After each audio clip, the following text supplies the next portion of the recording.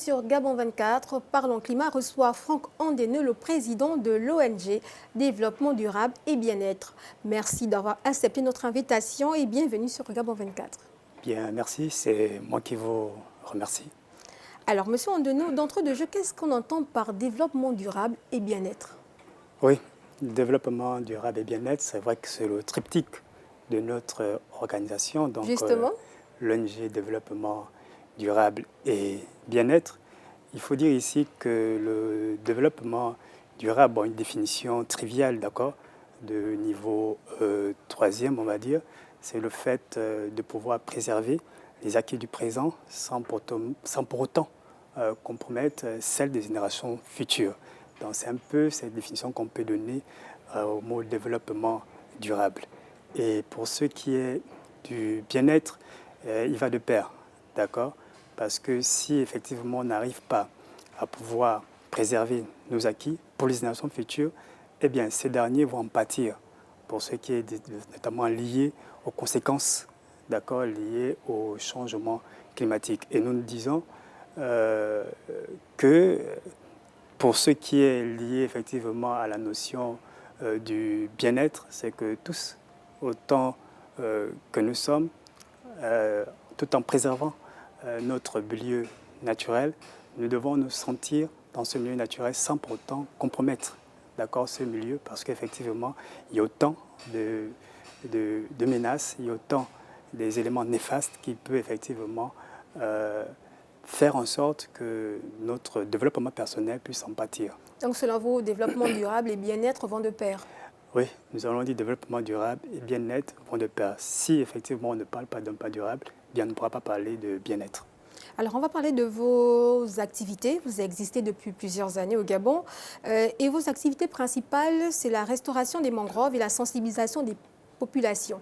Concrètement, de quoi s'agit-il sur le terrain?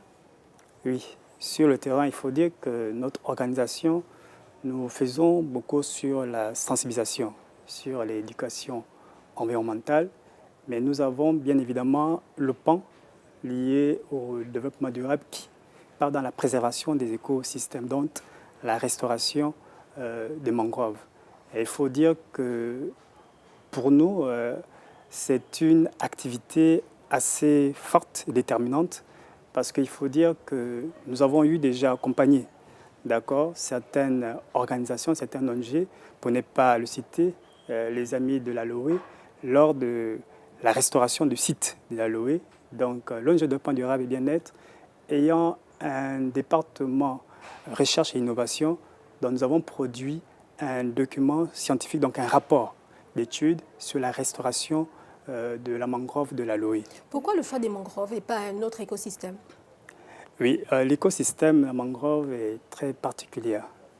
D'accord, il faut déjà dire que selon certains scientifiques, la mangrove a cette particularité qu'elle sert de niche de reproduction des poissons.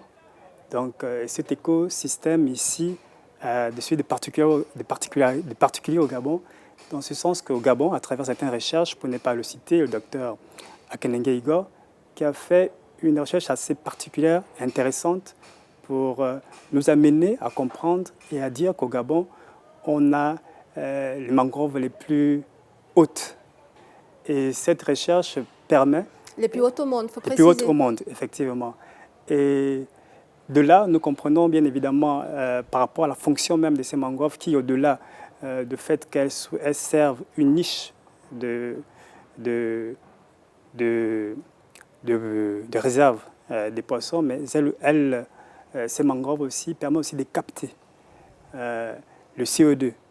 D'accord? Et c'est même ça, même cette fonction du mangrove, c'est pourquoi nous disons effectivement qu'il faut la préserver. C'est le sens même de notre campagne de sensibilisation auprès de ces communautés qui vivent autour de cet écosystème particulier. Justement, je vais vous arrêter pour aborder un point assez important. Dans la province de l'Estuaire, où nous sommes actuellement, les mangroves sont sujets à plusieurs menaces. La pollution, la dégradation. Alors, vous, en tant qu'ONG qui faites dans la restauration de mangroves, quelles sont vos stratégies pour freiner toutes ces menaces qui pèsent sur cet écosystème? D'accord. Bien. Les stratégies ici, comme nous lisons tantôt, c'est d'abord la sensibilisation. D'accord? Nous partons auprès de ces communautés qui vivent autour de ces mangroves afin de leur montrer l'utilité de ces mangroves. Et il faut dire que la destruction des mangroves ici, nous l'observons plus en milieu urbain, comme vous avez dit ici à Libreville. Et pour beaucoup, ils utilisent effectivement les produits liés à cet écosystème, donc notamment le bois. Ils font des coupes. Pour la plupart, ce sont des communautés, par exemple, des pêcheurs, qui parfois prennent ce bois afin de pouvoir prendre ce bois pour fumer du poisson.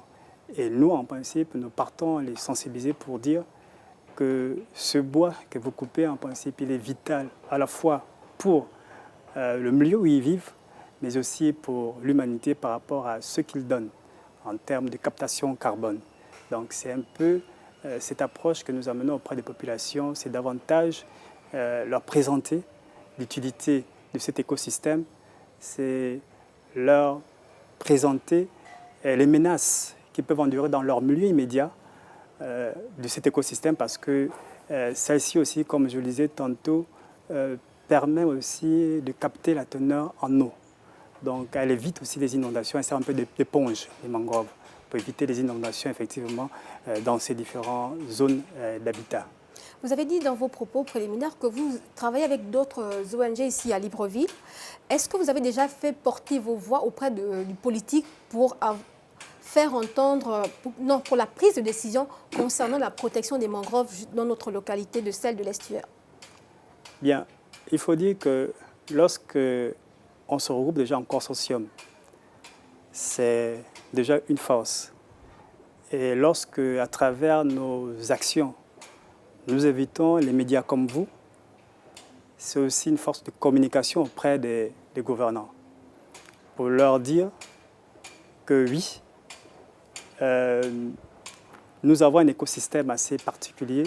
Cet écosystème est détruit ici, endommagé par les riverains. À travers les actions que nous menions, nous vous demandons aussi d'avoir un regard assez particulier sur cela.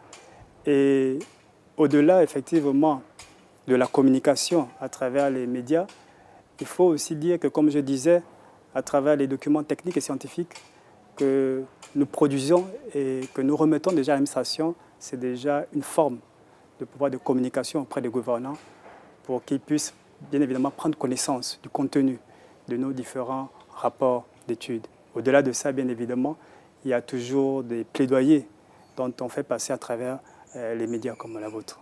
Alors, en dehors des mangroves, il y a aussi des activités que vous menez à l'intérieur du pays, précisément au sud du Gabon, dans la province de la Nyanga, à Mayumba, où se trouve le parc marin du Gabon. Alors, qu'est-ce que vous faites concrètement dans cette région? Bien, il faut dire que l'ONG Développement durable et bien-être s'oriente sur une problématique assez précise, et sinon davantage cultiver un plaidoyer sur la notion liée à la submersion marine.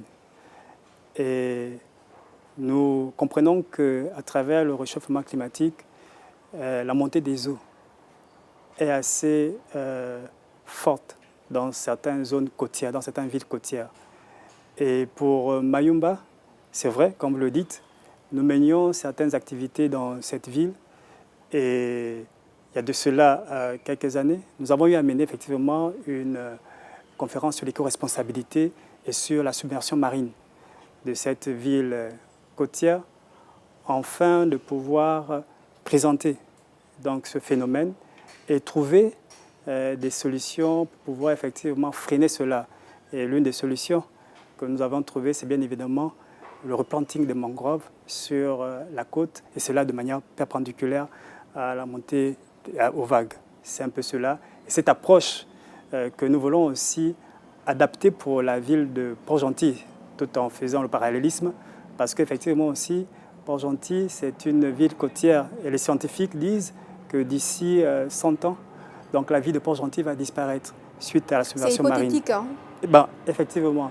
Mais effectivement, vu le niveau de la mer et la ville, donc on s'est dit effectivement que cette ville est appelée à partir d'où il faut des actions urgentes que nous devions entreprendre. Et ces actions urgentes, c'est à la fois associer un grand nombre de personnes, des acteurs de l'environnement, afin de pouvoir effectivement poser des actes pour sécuriser à la fois cette ville côtière, autant plus la ville de Mayumba, où nous avons mené des activités.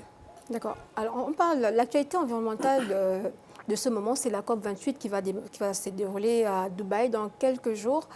Si vous étiez amené à aller à la COP28, quel serait votre plaidoyer, vous en tant qu'ONG qui œuvre pour la préservation de l'environnement? Bien, le plaidoyer que nous pourrions porter à cette COP qui va se passer à Dubaï, donc la COP28, c'est de dire aux parties prenantes, aux gouvernants, de respecter leurs promesses.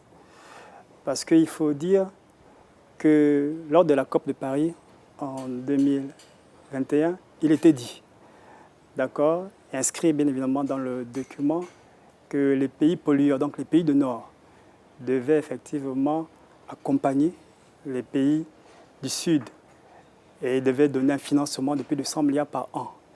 Et que cela devait se tenir jusqu'en 2020. Mais malheureusement, les années sont passées et nous ne voyons rien.